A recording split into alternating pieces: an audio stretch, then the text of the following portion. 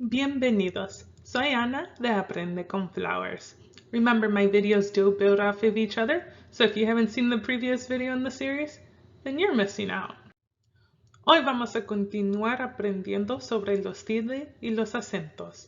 Today we're going to continue learning about tildes and acentos. This is the final part of the tildes and acentos series.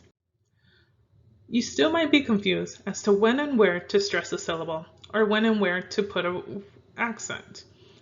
Well, there's only 4 different types of words that you have to keep in mind about it. And some of them can be confusing, and some of them can just be straightforward. So let's take a look at them. Palabras agudas stress the final syllable of a word. And if the word is following the natural stress rule, then it doesn't get an accent. If it doesn't follow it, it gets an accent. We reviewed natural stress rules in part 1. But let's take a look at a few examples. We have nariz. Nariz is stressed on the nariz syllable, following the natural stress rules, so no written accent is needed. However, corazón, meaning heart,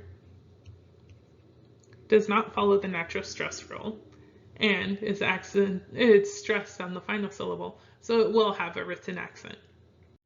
Palabras graves or palabras llanas are words that are accented on the second to the last syllable of a word, and they may or may not have accents depending on if they follow the natural stress rules, such as in the word alegre.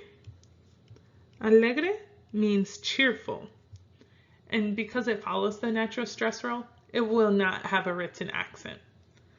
Now, lápiz, on the other hand, meaning pencil, it will have a written accent because it breaks the natural stress rule.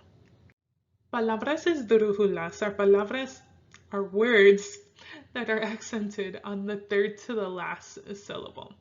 So these words will always have written accents as they cannot abide by the natural stress rule. Let's look at some examples. We have fantástico. That's an I, guys. Fantástico.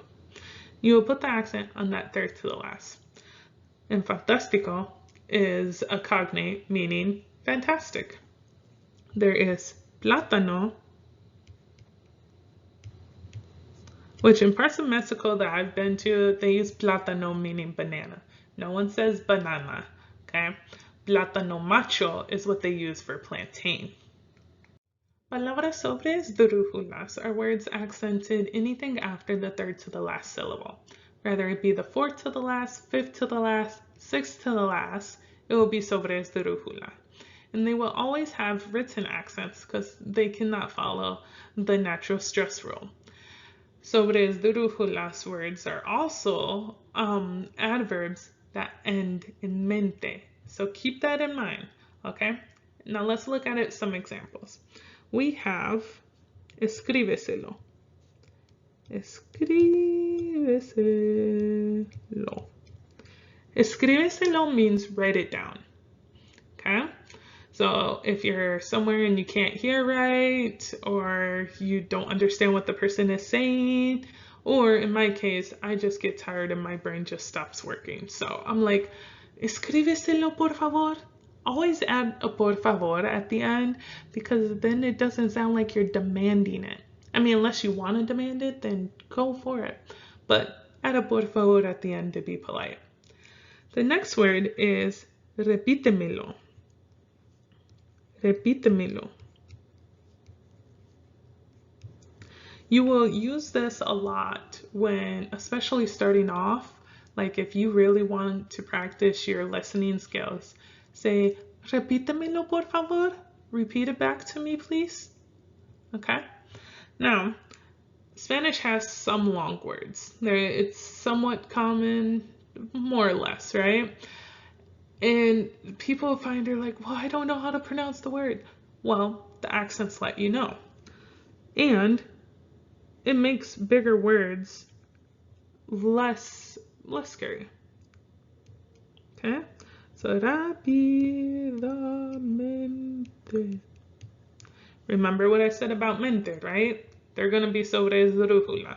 So it's either going to be on the 4th, 5th, or 6th. And in this case, so we have 1, 2, 3, 4, 5. So in this case, it's not going to be the 4th to the last like it was with escríbeselo and repítamelo. This word is going to be on the 5th to the last. So rápidamente. Okay? You don't go rápidamente, you go rápidamente, rápidamente. With the accent on the ra. Okay? Practiquemos. Let's practice. Let me know in the comments below whether these words are agudos, llanos, esdrújulas, or sobreesdrújulas. And with that, gracias por acompañarme en este viaje de aprendizaje. Don't forget to take the quiz on consonants. It's in the description below. Ciao!